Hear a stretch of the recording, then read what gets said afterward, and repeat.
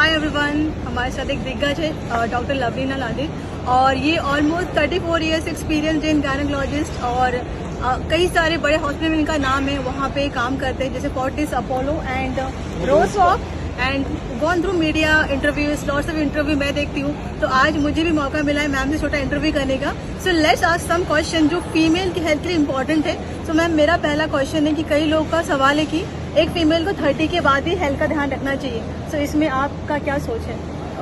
नहीं, ये 30 से नहीं, वुमन में लाइफ में बहुत सारे फेजेस होते हैं जो कि टीनेजर से स्टार्ट होता है, फिर रिप्रोडक्टिव फेज, फिर perimenopause and then it goes towards menopause.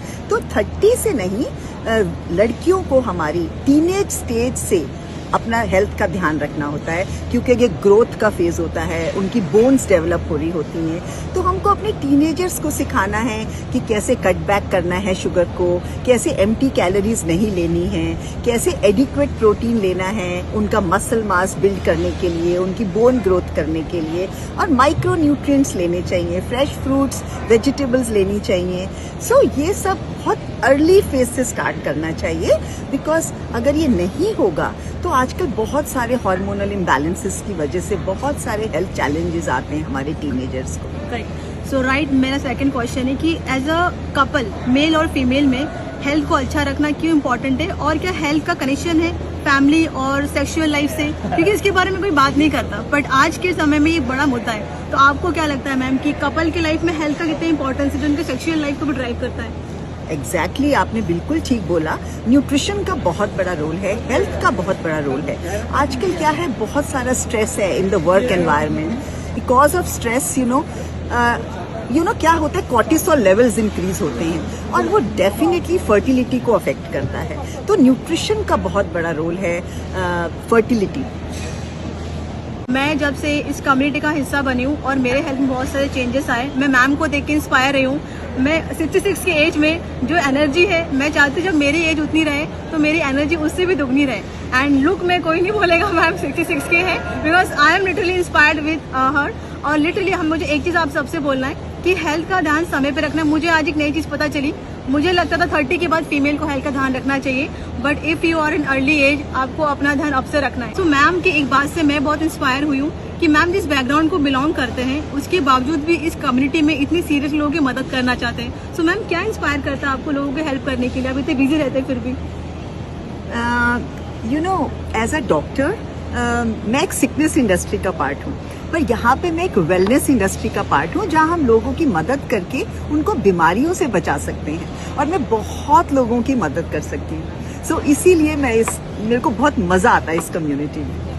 और मैं कई बार जब आपसे मैंने पूछा, आप 18 घंटे आप कहीं ना कहीं हॉस्पिटल में ऑपरेट करते हैं, कई सारे ऑपरेशंस होते हैं, आप कंसीव होने के बाद कई सारे कंसल्टेशन आप करते हैं, आप हमेशा बिजी रहते हैं। स्टिल जो मैंने नोटिस किया है कि आप किसी को भी मदद करने के समय निकालते हैं। तो समय निकालने का जो पीछे मकसद है, क्योंकि एक एज के बाद हमारा मन नहीं करता कुछ करें, बट वो क्या चीज़ आपको इतना एंगेज रहने का हेल्प करता है कि इस कम्युनिटी में आप लोगों को हेल्प करते हैं और परेशान नहीं होते बिल्कुल भी? Actually it is all about mind set. Mind जो करेगा बॉडी वो कर सकती है, जो माइंड सोच लेता है। और मैंने एक्चुअली इस कम्युनिटी में आके टाइम मैनेजमेंट सीखा। Before that as a doctor मुझे सिर्फ 2 ही काम आते थे, अपने पेशेंट्स देखना और घर चलाना। बट यहाँ मुझे प्लेटफॉर्म मिला जहाँ मुझे अनकंफर्टेबल चीज़ें करने का मौका मिला, और अब वो कंफर्टेबल हो गई। तो इस कम्युनिटी में मैंने टाइम मैनेजमेंट सीखा, फाइनेंशियल मैनेजमेंट सीखा, लोगों की हेल्प करना सीखा, अपना केयर, सेल्फ केयर सीखी। मेरे पास मी टाइम है, और मैं एक टाइम टेबल फॉलो करती हूँ। मैं सोने से पहले अगला दिन मेरा पेपर पे खत्म हो जाता है, तो मुझे सुबह उठ के ये नहीं सोचना है अब क्या करूँ। So my day is already finished on paper. So यही सब चीज़ें मुझे हेल्प करती हैं। एंड आई थिंक लाइफ में सबसे अच्छा जो है ना, it is to be a good human being, to be empathetic, to be compassionate, और उसी से आपको खुशी मिलती है, और आप जॉयफुलनेस और ऑसमनेस ऑफ लाइफ को एक्सपीरियंस कर सकते हैं। जो आप डिफरेंस देखते हैं लोगों की लाइफ में, एज अ डॉक्टर ऑल्सो, जब मैं डिलीवरी करती हूँ, मिरेकल होते हुए देखती हूँ, जब मेरे पेशेंट्स ठीक होते हैं, और हमारे कम्युनिटी में जो हमारे लोग हेल्दी होते हैं, उनके लाइफ चेंजिंग रिजल्ट्स होते हैं, मुझे इतनी खुशी होती है। That is what keeps me going, to make a difference in people's life. Super.